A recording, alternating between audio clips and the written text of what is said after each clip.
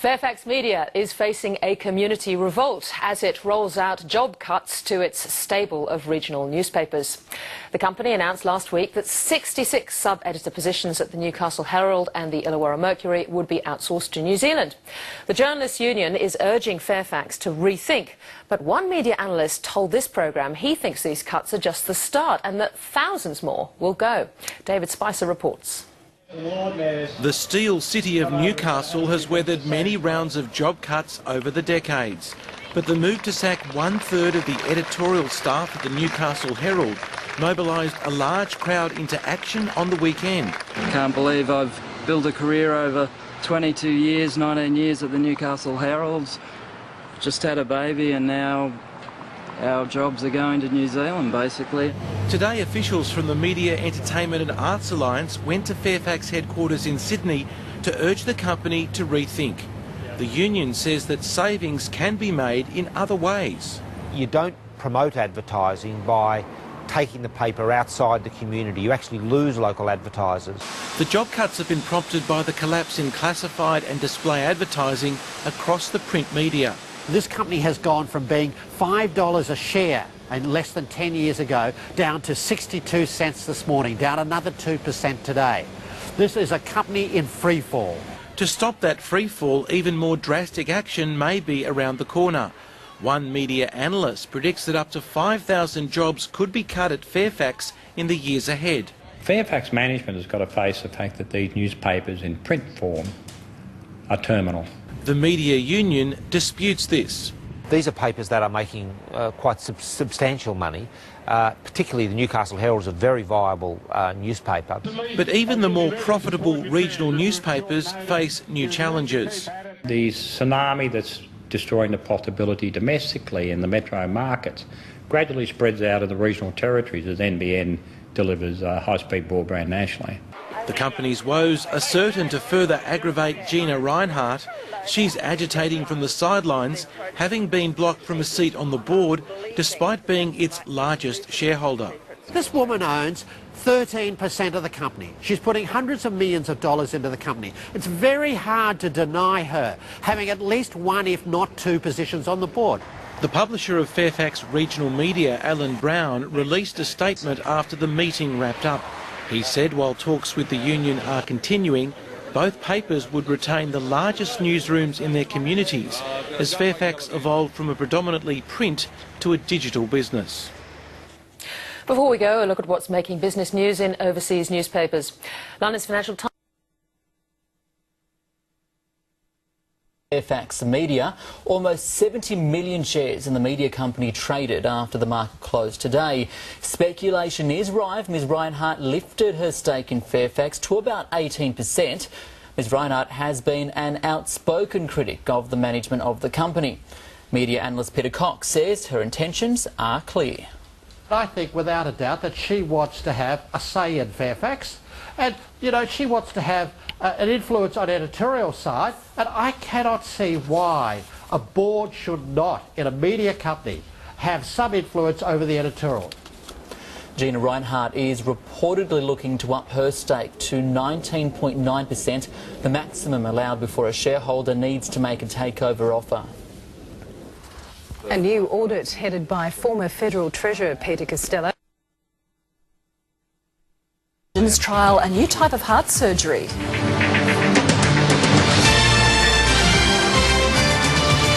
This is Afternoon Live on ABC News 24. Hello, I'm Kim Landers. There's been a huge upheaval in Australia's media landscape. Fairfax is slashing 1,900 jobs and closing printing presses in Sydney and Melbourne. The Sydney Morning Herald and the Age newspapers will move to a tabloid format, and they'll also charge for their online content. Fairfax staff are stunned. Media analysts are describing the changes as radical, and unions are demanding urgent talks with management. The printing division of the Australian Manufacturing Workers Union says Fairfax should be ashamed of itself. Investors, though, appear to be impressed. Shares in Fairfax have rallied 7% today from close to an all-time low of just over 60 cents.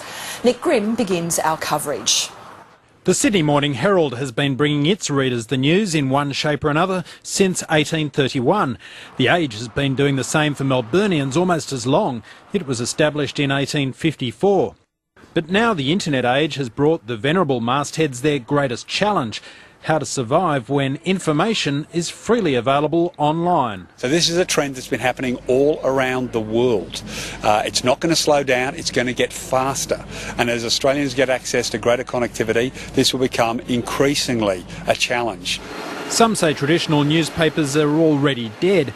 Fairfax Media is pinning its hopes on avoiding that fate on a dramatic overhaul. The company will cut 1,900 jobs over a 3-year period. The Sydney Morning Herald and The Age will change from broadsheet papers to a smaller tabloid format. The overhaul will also see the introduction of paywalls for some of the company's online content. Digital subscriptions will be introduced for the Metro mastheads, but a basic level of free access will be retained. Fairfax also says it intends to close its printing presses at Chullora in New South Wales and at Tullamarine in Victoria by 2014. The company's editorial functions will be restructured too across digital, print and mobile. The quality that's associated with broadsheets, particularly in this country, that's a lot of tradition to be giving away. So I'm not sure how readers, especially welded-on readers to The Age, are going to accept that. Fairfax Media insists it will maintain its commitment to quality journalism while making savings of close to $250 million. Jobs will be lost across the media company's operations, and by some estimates, the changes will see the number of journalists employed at the newspapers slashed by half. The question is, who's going to cover things like state politics, the justice system, the police force, let alone do investigative journalism? I haven't got an answer for that, but these papers won't be doing it. The news, and with it the prospect of forced redundancies, left Fairfax staff reeling. It's an emotional time, it's a difficult time. There have been tears on the newsroom floor and we really don't know the full details, and we're asking that of management this afternoon.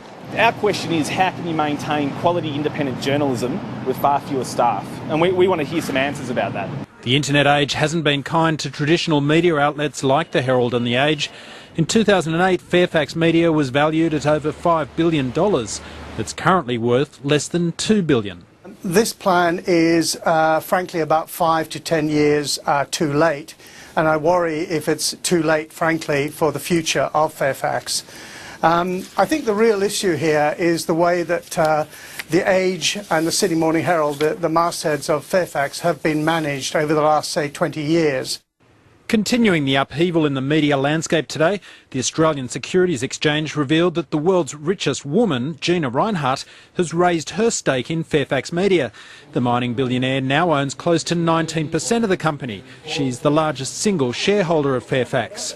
Today, the federal opposition's communications spokesman argued the case for Mrs Rinehart to declare her commitment for the newspaper group's editorial independence. If Fairfax, for example, was seen to be a mouthpiece of Gina Rinehart and a spokes vehicle for the mining industry, that would undermine its business model dramatically. I mean, the business would deteriorate, would dwindle away.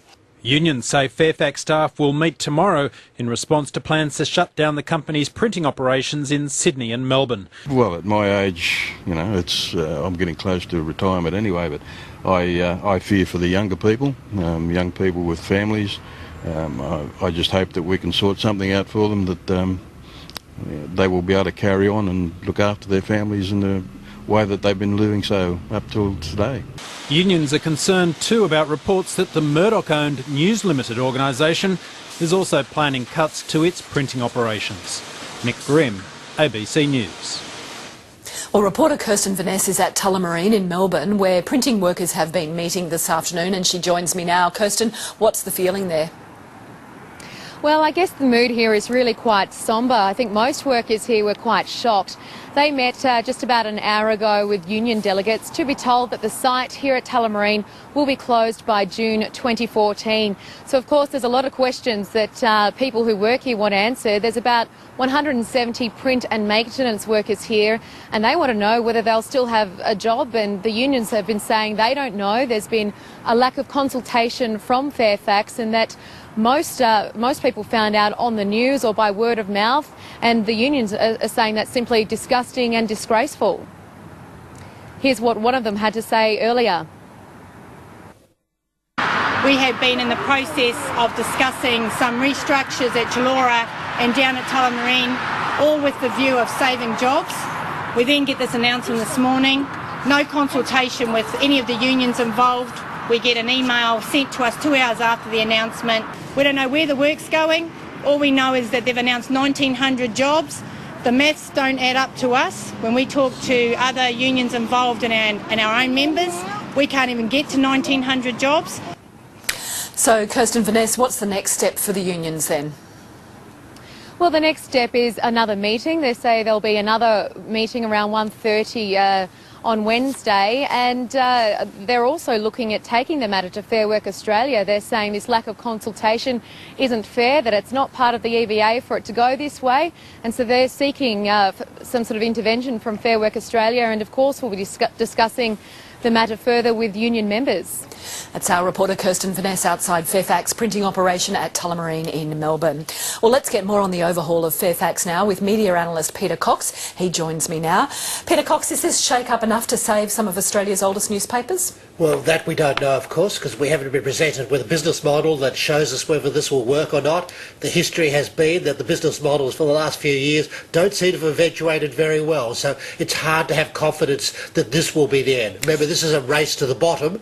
Revenue keeps going down, circulation goes down, costs go down.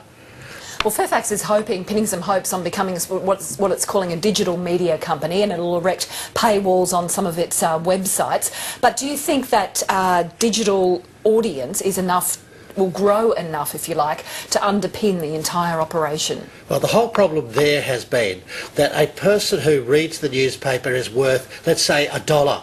On the digital version, they're only worth 10 cents or 5 cents. I know this sounds crazy, but this is the way the finance works. And therefore, you need to pick up a lot of people on the digital side to compensate for the loss from the printing side. And remember, it's been self-induced that Fairfax actually led the way with the smh.com and the age.com in Melbourne of providing people, when they were buying a newspaper every day and paying happily for it, by providing them with a completely free news service. So you say they've led the way because they've sort of undercut their own business model, if you like. How much of this upheaval can be laid at the feet of the Fairfax board, particularly the leadership of the chairman, Roger Corbett? I think you've got to lay it all there. I mean, the 1,900 people that are going to go, which includes obviously journalists and printers and all the people that are worried at the moment, it's not there. They haven't done it. They've all done their jobs. They've printed the papers and written them. The problem's been the board, that for the last 10 years they've taken the share price from something like $5 down to 60 cents. In the time that the current chairman has been there, it's gone from $1.70 down to 60 cents. So the board has got lots of strategic decisions wrong over the last decade, and then now the staff are now paying the price for that, not the board. A lot of media companies, though, have faced falling circulation, falling advertising revenues. It's not uncommon for this to be happening around the world. As far as the leadership of this company, though, do you think the involvement of Gina Rinehart is going to make any difference whatsoever? It's hard to see how Gina can make a difference to the economics of the business. However, to say that there shouldn't be a shuffle on the board, of course there should be. She's got 20% of the company. She's certainly entitled to have a say in the future of the company. It's her money that's up there. The board has done so badly for that period that a new management can't do any worse at the moment. We're not just waiting for all of these changes at Fairfax, but News Limited has flagged that it too is changing a lot of its structure. Do you expect to see just as drastic changes at the News Limited papers here in Australia as we've seen today? Well, I think firstly it's been forewarned that Kim Williamson's taking over News has made a lot of changes there. He's forewarned that these changes are going to come. If you like, the Fairfax announcement today will take a bit of heat off News when they make their announcement in the next couple of days. But, you know, I warned of this back in 2008, that the model was broken. And at the industry conference, and everybody thought I was crazy. Rupert came along a year later and said he thought the model was broken too, and still Fairfax denied it and went on with their existing business strategy, if you like. And that's why this denial has ended them up where they are today, having to take such drastic action just to stay alive. Well, Peter Cox, thank you very much for joining us this afternoon to discuss it. Thank you very much.